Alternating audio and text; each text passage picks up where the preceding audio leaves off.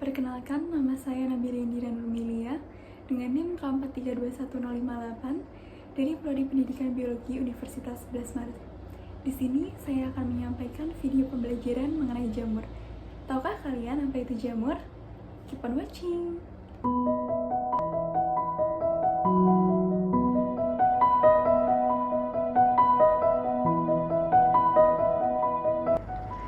Pernahkah kalian melihat roti seperti pada gambar di atas? Tentu pernah ya. Roti di atas merupakan roti yang sudah kadaluarsa atau sudah disimpan terlalu lama. Kira-kira apa yang membedakan roti tersebut dengan roti biasanya? Ya, terdapat bulu hitam.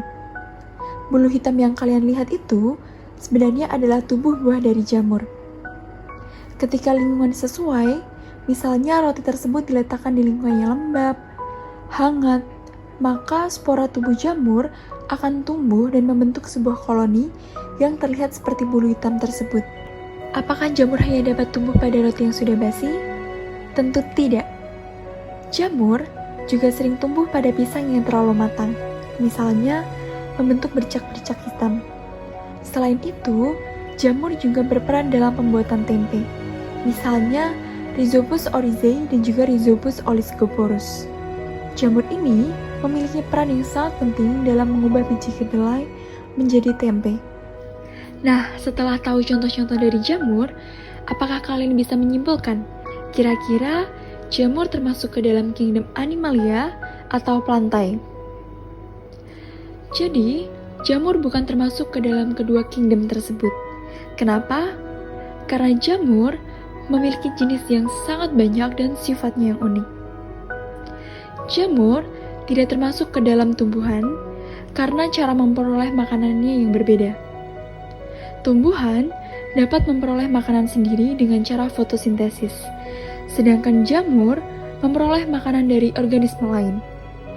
Selain itu, dilihat dari penyusun dinding selnya, tumbuhan tersusun dari selulosa, sedangkan jamur tersusun dari zat kitin.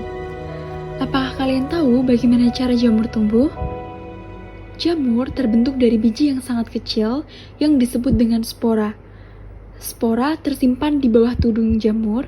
Karena bentuknya yang sangat kecil seperti debu, spora-spora tersebut mudah berterbangan dan dapat berterbangan ke pohon-pohon yang sudah mati.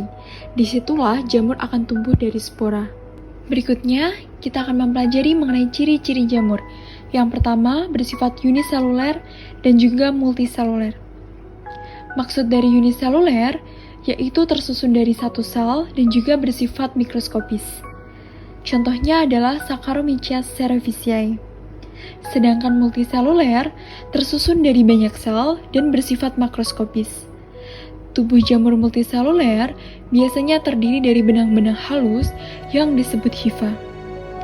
Hifa ini akan saling berhubungan membentuk jaringan yang disebut dengan miselium. Contohnya adalah jamur merang dan juga jamur tiram. Ciri yang kedua yaitu jamur termasuk ke dalam organisme eukariotik. Sel eukariotik merupakan sel yang memiliki inti atau nukleus yang dikelilingi oleh membran. Ciri yang ketiga yaitu jamur memiliki bentuk yang beragam. Jamur dapat berbentuk payung, bulat, dan juga kuping. Contoh dari bentuk payung yaitu adalah jamur tiram dan juga jamur merang. Untuk contoh dari jamur yang berbentuk bulat adalah jamur morel. Dan contoh jamur yang berbentuk kuping adalah jamur kuping. Ciri yang keempat yaitu jamur termasuk ke dalam organisme heterotrof, yang artinya mereka tidak bisa membuat makanan sendiri karena tidak memiliki klorofil. Jamur tidak memiliki daun sehingga tidak dapat memiliki klorofil dan juga tidak bisa melakukan fotosintesis. Sebaliknya, jamur mendapatkan nutrisi dengan cara mengurai bahan organik mati seperti daun yang jatuh, kayu yang lapuk, atau bahkan makanan kita. Proses ini disebut dengan dekomposisi. Ciri yang berikutnya yaitu jamur dilindungi oleh suatu zat yang bernama zat kitin. Dinding kitin adalah struktur luar yang kuat dan juga kaku yang membungkus sel-sel jamur. Fungsi dari dinding kitin yaitu untuk memperkokoh tubuh jamur. Ciri yang berikutnya yaitu jamur tidak memiliki akar, batang, dan juga daun. Jika tumbuhan memiliki akar, batang, dan juga daun yang jelas, jamur memiliki struktur yang disebut dengan hifa. Ciri yang terakhir yaitu jamur dapat hidup di tempat yang lembab. Alasan utama jamur menyukai tempat yang lembab karena air sangat penting bagi pertumbuhan dan juga perkembangannya. Jamur menyerap nutrisi dengan cara osmosis, sehingga air berperan sebagai media untuk melarutkan nutrisi, sehingga dapat diserap oleh sel-sel jamur. Nah, setelah tahu apa ciri-ciri jamur, sekarang kita akan membahas mengenai struktur tubuh jamur. Kira-kira apa saja ya struktur tubuh jamur? Mari kita bahas. Pada bagian paling atas, yang bentuknya seperti payung, terdapat tudung atau pileus. Di bawah tudung, terdapat lamela atau yang biasa disebut dengan gills. Pada lamela, terbagi menjadi 3 struktur. Yang pertama, hifa, yang biasanya berwarna putih.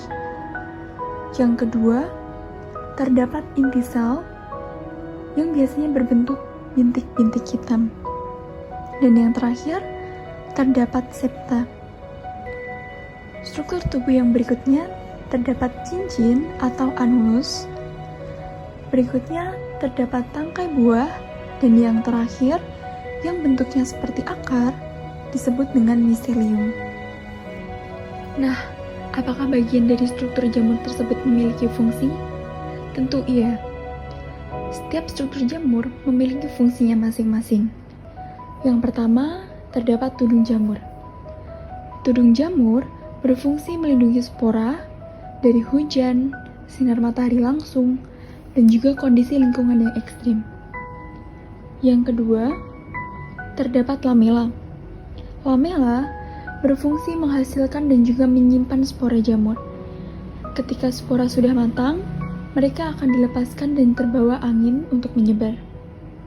Struktur yang ketiga yaitu hifa atau benang-benang halus. Struktur yang berikutnya terdapat inti sel. Inti sel pada jamur memiliki fungsi yang sama seperti inti sel pada organisme eukariotik lainnya, yaitu sebagai pusat pengendali aktivitas sel dan juga pembawa materi genetik atau DNA. Struktur yang berikutnya adalah septa. Septa merupakan dinding pemisah antara satu sel dengan sel yang lainnya pada hifa. Septa ini berfungsi untuk menguatkan struktur hifa dan membagi hifa menjadi beberapa ruangan. Struktur yang berikutnya terdapat miselium, yaitu kumpulan dari beberapa hifa. Sebagian miselium berfungsi untuk menyerap makanan dari organisme lain atau sisa-sisa organisme. Untuk ciri yang berikutnya, terdapat cincin atau anulus. Cincin ini sering ditemukan pada jamur-jamur tertentu dan tidak semua jamur memiliki cincin. Jadi, cincin ini berfungsi sebagai ciri identifikasi. Contohnya yaitu Amanita muscaria. Ciri yang terakhir yaitu adalah tangkai buah. Tangkai buah berfungsi untuk menopang turun jamur dan menghubungkan turun jamur dengan miselium di dalam tanah. Nah, setelah tahu apa struktur dan juga fungsi dari tubuh jamur, sekarang kita akan flashback ke struktur hifa. Jadi, struktur hifa itu terbagi menjadi 2, yaitu hifa bersekat dan juga hifa tidak bersekat. Ciri dari hifa bersekat yaitu memiliki septa atau dinding sekat. Sedangkan hifa yang tidak bersekat itu tidak memiliki septa. Contoh dari hifa yang bersekat adalah kebanyakan jamur seperti jamur merang, jamur tiram, dan lain-lain. Sedangkan hifa tidak bersekat, contohnya adalah Rhizopus stolonifer. Oke, sekian video pembelajaran dari saya. Semoga bermanfaat. Wassalamualaikum warahmatullahi wabarakatuh.